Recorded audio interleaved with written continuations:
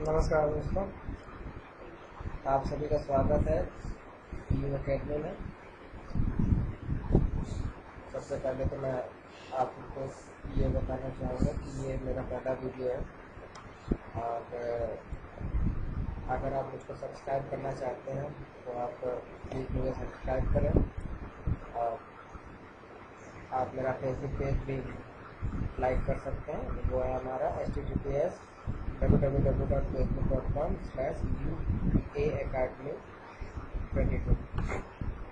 आज हम लोग यहाँ पर हम बात करेंगे पंचवर्षीय योजनाओं की। तो ये हमारा बहुत ज़्यादा इम्पोर्टेंट टॉपिक है और ये मोस्टली हमारे पास एग्ज़ाम में जो है आता रहता है, तो हम उसके आज चर्चा करेंगे। तो सबसे पहले तो हम ये बात कर लेते हैं कि जो हमारी पंचवर्षीय योजना है वो हमारी बेसिकली करते क्या है। तो ये जो हमारी पंचवर्षीय योजना का जो कॉन्सेप्ट आया है वो इसलिए आया है कि इससे हर 5 वर्षों के लिए हम एक अपना उद्देश्य बनाते हैं और हमारा उद्देश्य ये होता है कि हम इन 5 वर्षों में जो भी हमारे पास सरकार जनता के द्वारा चुनकर आती है वो भविष्य में उन 5 वर्षों में अपने लक्ष्यों को डिसाइड करती है और फिर वो उन सब पर अपना कार्य करती है। अभी तक भारत में कुल 12 पंचवर्षीय योजनाएं और 7 एक वर्षीय योजनाएं लागू हुई हैं। सबसे पहले जो हमारी पहली पंचवर्षीय योजना थी वो हमारी आई थी 1 अप्रैल सन 1951 से 31 मार्च सन 1956 तक। ठीक है। तो और जो इसका आया था हमारे पास मॉडल आया था वो था हमारा हैराल्ड डोलर मॉडल था। इसको आप विशेष तौर पर याद रखें। ये अक्सर हमारे जो भी हमारा क्वेश्चन पेपर होता है उसमें ये क्वेश्चन अक्सर रिपीट होता है कि पहली पंचवर्षीय योजना का मॉडल क्या था, दूसरी का क्या था, तीसरी का क्या था, चौथी का क्या था, ये अक्सर आते रहते हैं। और प्लस इस पंचवर्षीय योजना का उद्देश्य क्या था। तो जो हमारी पहली पंचवर्षीय योजना थी उस समय का हमारा मुख्य उद्देश्य था कृषि क्षेत्र। ठीक है। और जो इसमें सबसे पहले जो हमारे पास महत्वपूर्ण कार्य हुए हैं तो इसमें ये हुआ है कि हमारे पास दामोदर घाटी कॉर्पोरेशन बनाया गया है। दामोदर घाटी परियोजना आप समझ सकते हैं। उसके साथ साथ आपके पास हुआ है भाखड़ा नागर डैम और हीराकुद। इन तीनों का सबसे ज़्यादा विकास हुआ है और इनका निर्माण हुआ है। उसके साथ साथ 2 अक्टूबर सन 1952 में सामुदायिक विकास कार्यक्रम हमारे पास आया हुआ था। ठीक है। ये भी आप याद रखिए, ये भी आपके लिए एक इम्पॉर्टेंट क्वेश्चन है। इसके बाद आती है हमारे पास दूसरी पंचवर्षीय योजना। जैसा कि हमने देखा कि ये चूँकि हमारे पास जो भी पंचवर्षीय योजना है ये हमारे लिए 5 वर्षों तक कार्य करती है। तो हमारा पहला आया था सन 51 से लेकर 56 तक। तो अब दूसरा आएगा 56 से लेकर 61 तक। 56 से लेकर 61 तक इस पंचवर्षीय योजना में ये हमारी दूसरी पंचवर्षीय योजना थी और इसके जो होने का मॉडल था वो आया था हमारा पीसी महान लोडिस का। ये जो हमारे पीसी महान लोडिस थे ये बहुत ही ज़्यादा जगह हमारे पास आते हैं क्वेश्चन पेपर्स में। तो इनके बारे में एक चीज़ आप याद कर सकते हैं कि जो पीसी महान लोडिस थे इन्होंने राष्ट्रीय योजना आयोग का भी अध्यक्षता की थी। ठीक है। उसके बाद जो हमारा उद्देश्य है दूसरी पंचवर्षीय योजना का उसका मेन उद्देश्य ये था कि आधारभूत एवं भारी उद्योग का विकास। अब देखिए इसको याद करने का हमारे पास तरीका है कि हमने सबसे पहले की खेती करने के बाद जो भी हमारे पास रॉ मटेरियल आया हमने उठाकर उसको लगाया भारी उद्योग में और हमने उनका यूज़ किया। इस योजना में हमारे पास प्रमुख कार्य क्या हुए आप ये हाँ। तो ये जो हमारा पंचवर्षीय योजना थी दूसरी पंचवर्षीय योजना थी इसमें हमारे पास सबसे ज़्यादा काम हुआ है रेल के लिए। रेल का हमारे पास ज़्यादा विकास हुआ है। ठीक है। तो उसके लिए हमने क्या किया था, राउरकेला, दुर्गापुर और भिलाई संयंत्रों की स्थापना की गई। उसके साथ साथ इंटीग्रल रेल कोच फैक्ट्री जो कि है तमिलनाडु में इसका डेवलपमेंट हुआ था। इसके बाद चितरंजन लोकोमोटिव्स जो हमारे बंगाल में है, इसका भी पूरा डेवलपमेंट हुआ है। इसके साथ साथ एक चीज़ हमें और याद रखनी है, जो कि बहुत ज़्यादा अक्सर आती रहती है पेपर में, कि 2 अक्टूबर सन 1959 में नागौर, जो कि हमारा राजस्थान का ज़िला है, यहाँ पर हमारे पंचायती राज की शुरुआत हुई। ये क्वेश्चन बहुत ज़्यादा बात अक्सर आया हुआ है पेपरों में कि किस तारीख में और भारत के किस राज्य के किस ज़िले में सबसे पहले पंचायती राज की शुरुआत हुई थी। तो वो हुई थी 2 अक्टूबर सन 1959 में राजस्थान के नागौर ज़िले में पंचायती राज की शुरुआत हुई। ठीक है दोस्तों, इसके बाद आता है हमारे पास तीसरी पंचवर्षीय योजना। तीसरी पंचवर्षीय योजना के लिए आप सबसे पहले तो ये आप याद कर लीजिए कि ये हमारी सबसे असफल योजना थी। असफल योजना क्यों थी? इसके सबसे बड़े हमारे पास 3 या कुछ 4 रीज़न थे जो कि मेन में थे। सबसे पहला था 1962 का चीन युद्ध, उसके बाद नेहरू जी की मृत्यु, उसके बाद सन 65 में पाकिस्तान का युद्ध, और 65 और 66 के पीरियड में हमारे यहाँ पर अकाल सूखा और मुद्रा अवमूल्यन हुआ था, जो कि इसकी असफलता के प्रमुख कारण। रही बात कि ये हमारा किस मॉडल पर काम करता है, तो जो हमारा मॉडल था ये काम किया था जॉन्स हेनरी और सुकमा चक्रवर्ती। इसको आप याद करने के लिए आप ऐसे याद कर सकते हैं कि एनडी चक्रवर्ती मॉडल। ठीक है, अब इसमें हमारे पास कुछ प्रमुख कार्य भी हुए थे। तो हमारे पास सबसे ज़्यादा प्रमुख कार्य क्या हुए थे? सन 1965 में फूड कॉरपोरेशन ऑफ इंडिया का गठन हुआ और एग्रीकल्चर प्राइस कमीशन बनाया गया। अब देखिए, इसको याद करने का सबसे अच्छा तरीका है कि जब हमारे यहाँ पर जो अकाल हुआ, सूखा पड़ा, तो क्या हुआ कि हमारे पास खाने की कमी हो गई। तो खाने की जब कमी हो गई तो हमने क्या किया कि फूड कॉरपोरेशन और जो एग्रीकल्चर प्राइस के लिए हमने एक कमीशन बना दिया। ठीक है, ये भी हमारे जो है अक्सर पेपर में आया हुआ है, तो आप इसको याद कर सकते हैं। इसका टाइम पीरियड जैसा कि आपको पता है कि ये चला है हमारा 1 अप्रैल 1961 से लेकर 31 मार्च 1966 तक। इसके बाद योजना अवकाश आया।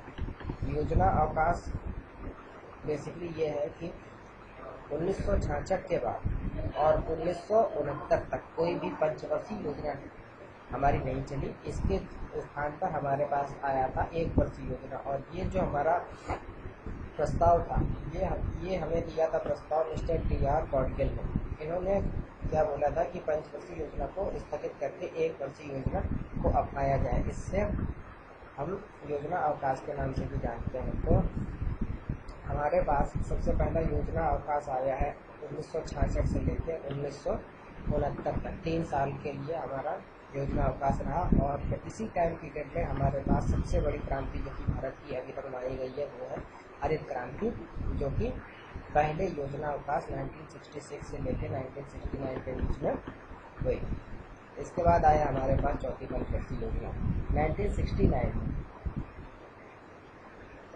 हमने चौथी पंचवर्षीय योजना की शुरुआत की। इसका कार्यकाल आया हमारे पास 1 अप्रैल 1969 से लेकर 31 मार्च 1976 तक। इसका मॉडल ये बहुत इम्पोर्टेंट है, ये अक्सर बहुत बार पूछा गया है कि चौथी पंचवर्षीय योजना किस मॉडल पर की बेस्ड थी। तो इसको आप याद कर सकते हैं, ये थे हमारे एल.एन. म्हात्रे और अशोक रुद्र मॉडल। इसको याद करने के लिए आप याद कर सकते हैं म्हात्रे और रुद्र मॉडल। उद्देश्य इसका क्या था? इसका उद्देश्य ये था कि स्थिरता के साथ विकास और निम्न स्तर नियोजन पर जोर। अब देखिए क्या हुआ था कि इस पंचवर्षीय योजना से पहले हमारे पास 3 साल का था योजना अवकाश, और तो उसके पहले हमारे देश में था आपातकाल और सूखा। तो उन सारी समस्याओं के बाद देश में आवश्यकता थी स्थिरता की। तो जो हमारी चौथी पंचवर्षीय योजना थी उसका मुख्य उद्देश्य यही था कि हमको सबसे पहले देश में स्थिरता लानी है और फिर हमें देश का विकास करना है। और ये जो आएगी हमारे पास स्थिरता, वो कब आएगी? जब हमारा जो निम्न वर्ग है, निम्न स्तर है, जब ये पूर्णतः नियोजित होगा तब ये स्थिरता है। ये तो ये हमारा था उद्देश्य था कि स्थिरता के साथ विकास और निम्न स्तर नियोजन पर जोर। प्रमुख कारण सबसे ज़्यादा इम्पोर्टेंट ये आता है कि जो 14 बैंकों का राष्ट्रीयकरण हुआ है वो किस किस पंचवर्षीय योजना में हुआ है, तो वो हुआ है हमारा चौथी पंचवर्षीय योजना में। इसके साथ साथ जो हमारा पहला परमाणु परीक्षण हुआ है इस्माइल कुद्दा, जो इसका नाम था, ये बहुत ज़्यादा बार आया है पेपर में, और आप इसको याद कर लीजिए। ये हुआ था हमारा पोखरण में, लेकिन ये पूर्णतः सक्सेस नहीं हुआ था। और इसके साथ साथ तो 1972-73 में भारत का व्यापारिक संतुलन अनुकूल हुआ, ठीक है ना। तो 1972-73 में भारत का व्यापारिक संतुलन अनुकूल रहा। इसके साथ साथ भारत में आपातकाल घोषित किया गया था 1974 में। इसमें इंदिरा गांधी सरकार के टाइम में राष्ट्रीय आपातकाल की घोषणा की, ठीक। इसके बाद आया हमारे पास पंचवर्षीय योजना पाँचवीं पंचवर्षीय योजना, वो चलनी तो थी 1974 से लेकर 1979 तक, पर ये एक साल पहले खत्म हो गई 1978 में। उसका रीज़न क्या था? उसका रीज़न सबसे बड़ा ये था कि 1978 में सरकार चेंज हो गई थी और सरकार आ गई थी जनता पार्टी की, और जनता पार्टी ने इसको एक साल पहले वोट दिया। जो इसका मॉडल हमारा आधारित था मिस्टर डी.पी. दर पर, और जो इसका उद्देश्य ये था कि गरीबी उन्मूलन के साथ आत्मनिर्भरता। अब देखिए, इससे पहले वाली जो हमारे पास थी योजना, उसमें हमने क्या किया था, स्थिरता के साथ विकास किया था। अब जब विकास होगा तो हमारे पास सबसे बड़ी समस्या थी कि जो हमारा निम्न वर्ग है वो हमारा गरीब था, तो हम तो उस गरीबी को दूर करना चाहते थे। इसलिए पाँचवीं पंचवर्षीय योजना का मुख्य उद्देश्य आ गया गरीबी उन्मूलन के साथ आत्मनिर्भरता, ठीक है। ये जो हमारी है पाँचवीं पंचवर्षीय योजना, इसको आप विशेष तौर पर याद कर लीजिए, क्योंकि ये एक साल पहले ही खत्म कर दी गई थी, क्योंकि सरकार चेंज हो गई थी और सरकार आ गई थी जनता पार्टी की। इसके बाद आती है हमारे पास अनवरत योजना। 1978 में जब जनता पार्टी की सरकार आई तो उसने क्या बोल दिया कि ये जो हमारी पंचवर्षीय योजना है, हमें इनकी कोई आवश्यकता नहीं है। पंचवर्षीय योजना के स्थान पर उसने क्या बोला कि प्रति वर्ष मूल्यांकन होना चाहिए, मतलब कि हमें 5 साल का जो है इंतज़ार नहीं करना है। हर साल जो भी हमारी योजना बनेगी वो हमारा कितना उसने वर्क किया है और कितना वर्क नहीं किया है, वो इसको देखेंगे, ठीक है। और इस मॉडल का निर्माण किया था मिस्टर बर्नार्ड मेडल ने। ये नाम आप याद कर लीजिए। कि जो हमारे रोलिंग प्लान का मॉडल हमें दिया था मिस्टर बर्नार्ड मेडल ने, ठीक है। और तो 1980 में जब जनता पार्टी की सरकार जब आ गई, हमारी अल्पमत में आ गई, तो उसके बाद क्या हुआ कि इस योजना को बंद कर दिया गया। उसके साथ साथ जब वापस से आई कांग्रेस की सरकार, तो उसने क्या किया कि जो भी पहले से सारी योजनाएं अभी इस टाइम पीरियड में 2 साल के टाइम पीरियड में चली थी, उन सारी योजनाओं को उसने जो है वापस से कैंसिल कर दिया, ठीक है। इसके बाद आती है हमारे पास छठी पंचवर्षीय योजना। छठी पंचवर्षीय योजना शुरू होती है 1980 से 1985 में। ये हमारी पंचवर्षीय योजना पूरी चली है, इसको आप ध्यान रखिएगा कि छठी पंचवर्षीय योजना 1980 से 1985 तक चली, और तो इसमें हमारे पास आया देश में आधुनिकीकरण का दौर आया। आधुनिकीकरण को हमें स्थापित करना था, और छठी पंचवर्षीय योजना में ही आधुनिकीकरण पर दिया गया था। जो इसके लिए हमने क्या हुआ था कि कुछ नेशनल प्रोग्राम्स बनाए गए थे, जिससे कि बेरोजगारी की समाप्ति हो सके, ठीक है। तो बेरोजगारी की समाप्ति के लिए कुछ प्लान बनाए गए, जिनमें से कुछ इंपॉर्टेंट है जो कि अक्सर आ जाते हैं, आपको देख लीजिए। पहला है आपका IRDP होता है ये आपका होता है इंटीग्रेटेड रूरल डेवलपमेंट प्रोग्राम। इसमें क्या हुआ था कि जो भी हमारे पास रूरल एरिया है वहाँ पर हमें लोगों को करना था, डेवलप करना था, और उनको जो है रोजगार देना था। इसके बाद आया था NREP, national rural employment programme, जिसको हम बोलते हैं राष्ट्रीय ग्रामीण रोजगार योजना, ठीक है। और एक आया था हमारे पास ट्राइसन, साइसन में क्या हुआ था कि training for rural youth self employment, इसमें क्या था कि हाँ ठीक है। और ये जो हमारा है IRDP, इसको अगर हम हिंदी में याद करना चाहें तो वो हो जाएगा समन्वित ग्रामीण विकास योजना। ये जो कुछ टर्म्स हैं इनको आपको याद करना है, इनको आप कर लीजिए याद, क्योंकि ये अक्सर हमारे पास एग्ज़ाम में आते हैं कि इनके फुल फॉर्म क्या है। ठीक है, इसके बाद हमारे पास आया 7वीं पंचवर्षीय योजना। 7वीं पंचवर्षीय योजना ये हमारे पास आई है सन 86 से लेके और 91 तक। ये हमारी 5 साल तक फिर से चली।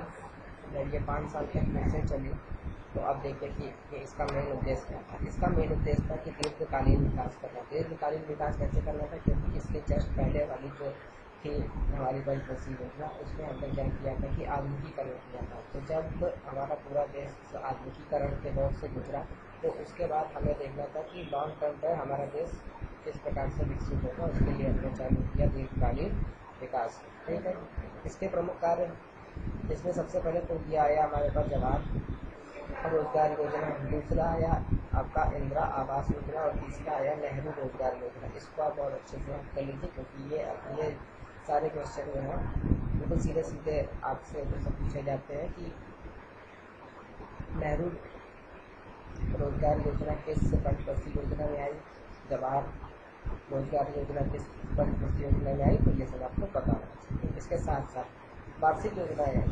अब देखिए क्या हुआ, 1991 के बाद फिर से वही दौर आया कि यहाँ पर हमारे पास कुछ समस्या थी।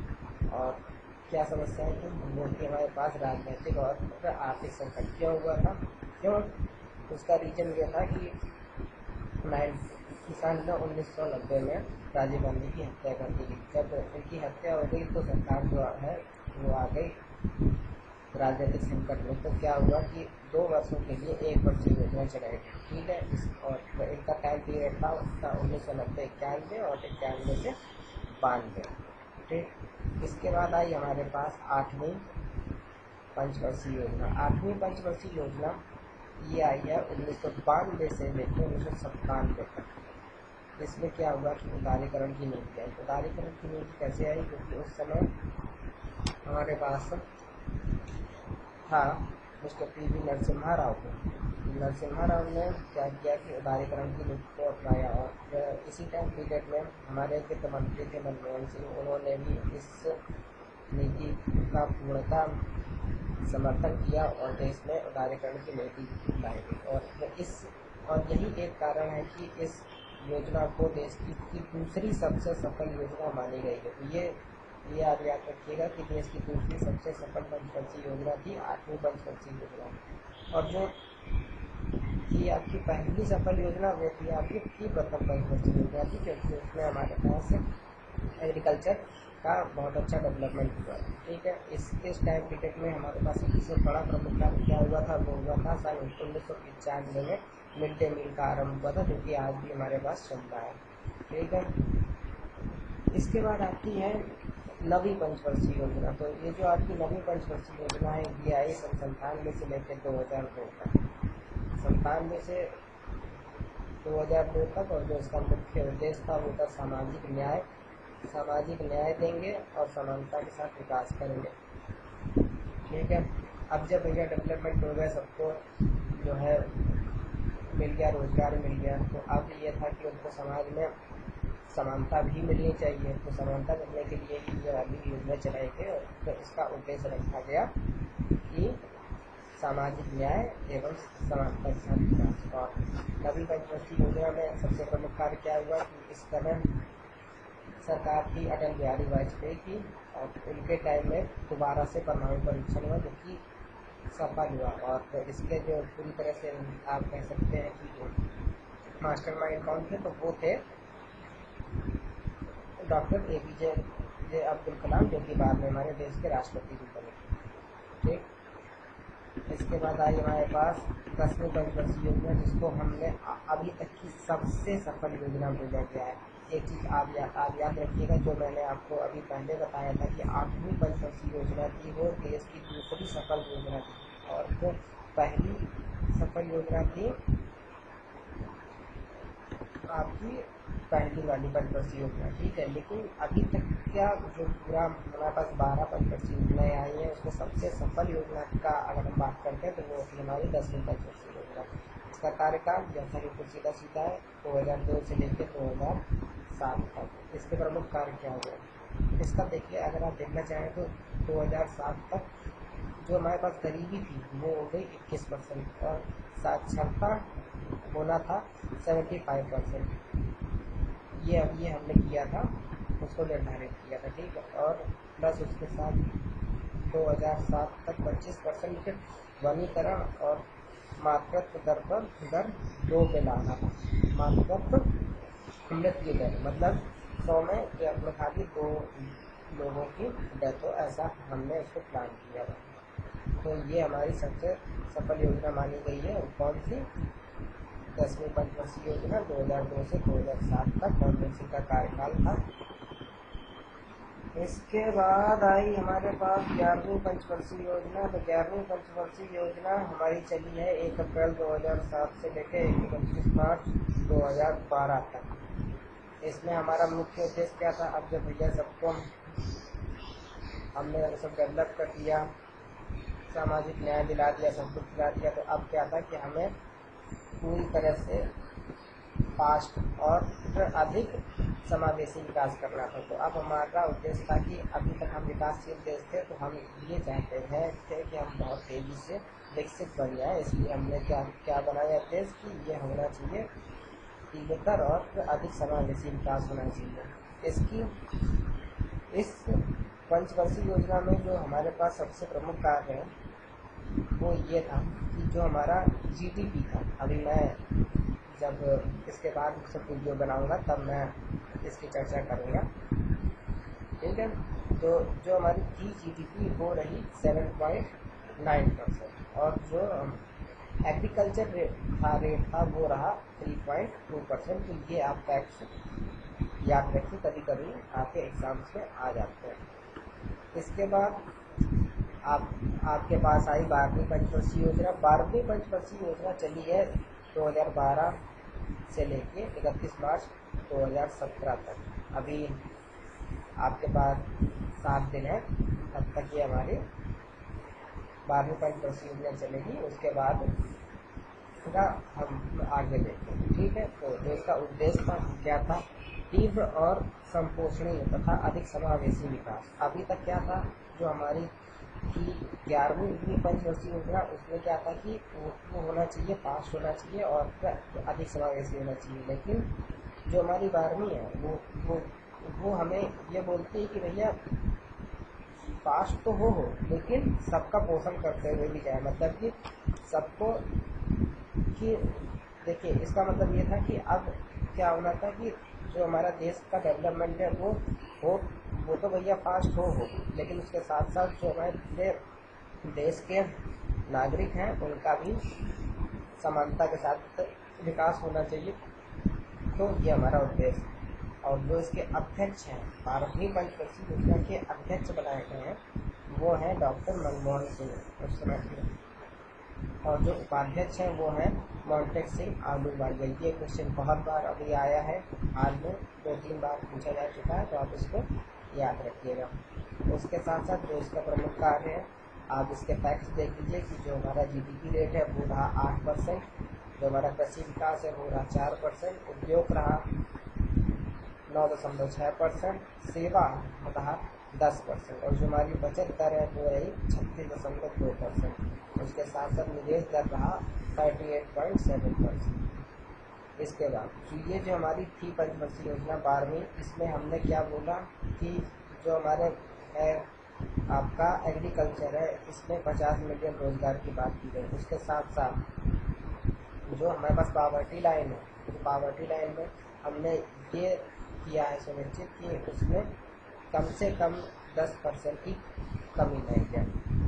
तो ये सारे थे उद्देश्य और प्रमुख कार्य थे 12वीं पंचवर्षीय योजना के। तो दोस्तों, ये था हमारा पहला वीडियो जिसमें हमने कवर अप किया है देश की सभी पंचवर्षीय योजना। तो अगर आपको मेरा वीडियो पसंद आया हो तो प्लीज़ आप इसको सब्सक्राइब कीजिए और अपने फ्रेंड्स को भी कीजिए, शेयर कीजिए। इसके साथ साथ ये जो अभी मैंने आपको पूरा कंटेंट पढ़ाया है, अगर आपको ये कंटेंट चाहिए तो ये आप हमारे फेसबुक पेज क्यू एकेडमी से आप इसको लाइक कर लीजिए और फिर आपको इसके डेली अपडेट्स मिलते रहेंगे। Okay, thank you, bye.